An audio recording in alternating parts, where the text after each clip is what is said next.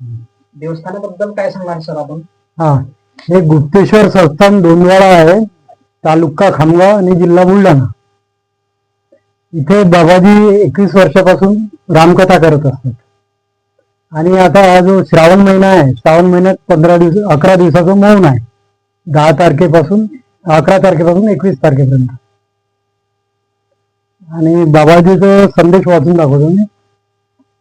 पहिले 1964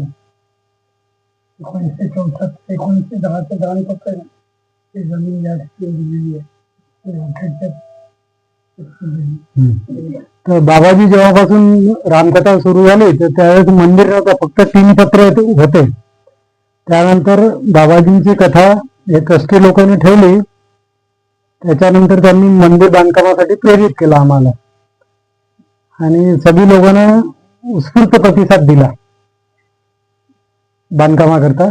आणि बाबाजीने स्वतःकडून बी योगदान दिलं. आणि काही वर्ष, पुष्कळ वर्षापासून इथे मौनव्रत दर श्रावण महिन्यात असते. मौनव्रत आणि शेवटच्या दिवशी भंडारा. आणि त्या मौनव्रत मध्ये सामूहिक नामस्मरण असते आणि पूजा आरती आणि सजावट मंदिराची. आणि आजूबाजूचे 21 गाव मिळून इथं होत असते कार्यक्रम. महाशिवरात्रीचा पण कार्यक्रम मोठा होते. आणि रामकथा जनरली डिसेंबर जानेवारी महिन्यात राहते. शिवकथा घेतात बाबा. शिवकथा रामकथा. अजून काही बोलायचं आपल्याला? बस आता हे गुप्तेश्वर संस्थान डोंबिवळा आहे. Registration number A727. हे संस्थान 100 वर्षापासून इथे महादेवाची पिंड आहे. आणि आपले रामभारतीजी बाबा 21 वर्षापासून रामकथा इथे करत असतात. सुरुवातीला इथे सोय नव्हती. इथे 3 पत्र होते. बाबाजींच्या आदेशानुसार इथे बांधकाम सुरू झालं. बांधकाम झाल्यानंतर बाबांनी स्वतः पण कॉन्ट्रीब्यूट केलं आणि जनतेने उत्स्फूर्तपणे प्रतिसाद देऊन एक थैली असे या 21 खेड्यातून जमा झाली आणि हे बांधकाम पूर्ण झालं. त्याच्यानंतर या संस्थानला 14 कंपाऊंड वॉलचं काम चालू झालेलं आहे. पण सध्या महापूर आल्यामुळे ते एक साईडची जे कंपाऊंड वॉल ते पुरापासून जे नुकसान व्हायसाठी ठेवलेली होती ती पडली. शासनाने अद्याप याचा सर्वे वगैरे काही केला नाही. तर सर्वे त्यांनी करावा ही विनंती आहे. आणि दुसरं, इथे 12 महिने सोमवारच्या सोमवारी हजारो भक्त येत असतात. वर्षातून 3 मोठे उत्सव होतात.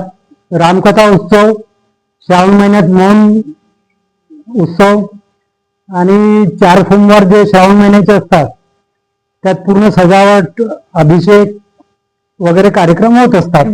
इथे आरोग्य शिबिर पण घेतल्या जातात.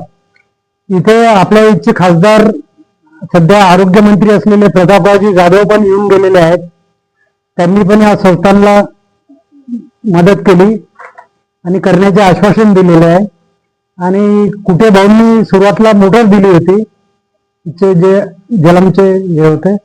आणि हे याची विशेषता म्हणजे 3 आमदारांचं कार्यक्षेत्र येते या संस्थांजवळ. आमदार आपले जळगाव जामोदचे, आमदार खामगावचे आणि आमदार मलकापूरचे. आणि 21 गावाचे ट्रस्टी असल्यामुळे आणि सध्या ज्यांनी प्रदीपजी मिश्रा यांची शिवकथा घेतलेली आहे निमगावला, असे स्वामीजी मयम सुरुवातपासून मार्गदर्शन करत होते. त्यांचं पण इथे 11 वर्ष भागवत झालं. इथे 3 नद्यांचा त्रिवेणी संगम आहे. हा, पण इतकं सगळं असताना रेव्हेन्यू रेकॉर्डिंग या संस्थांना गायब केलं गेलं किंवा इथे कुठेही मंदिर नाही असं खोटं म्हणून त्याबद्दल हे ट्रस्टी न्याय मागत आहेत. यांना इथून तर खामगाव पासून यांना आता हायकोर्टात यांची केस ऑर्डरवर लागलेली आहे, फायनल ऑर्डरवर. आणि आपण चॅनल तर्फे आलेले आहात तर आपल्या संस्थांतर्फे मी स्वागत करतो. आणि आपण योग्य ती दखल घेतली याच्याबद्दल आम्ही संस्थांतर्फे आपले आभार मानतो. स्टार भारत लाईव्ह करता प्रतिनिधी राजेंद्र मुंडे, कॅमेरामन प्रशांत भाऊ चव्हाण.